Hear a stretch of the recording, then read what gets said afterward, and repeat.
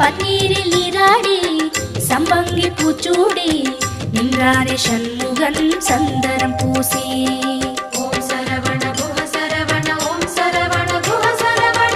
பன்னீரில் நீராடி சம்பங்கி பூச்சூடி நின்றாரே சண்முகன் சந்தனம் பூசி. தங்கரதமாடி வரும் வள்ளல் முகம் கோடி பெறும். தங்கரதமாடி வரும் வள்ளல் முகம் கோடி பெறும். வள்ளல் கரத்தாலே வாழ்வு வரும். குஹன் என்றாலே சுகம் என்றாகும். குஹன் என்றாலே சுகம் என்றாகும். பழனி மலையில் பழகும் உறவில் பாசம் பிறக்கும்.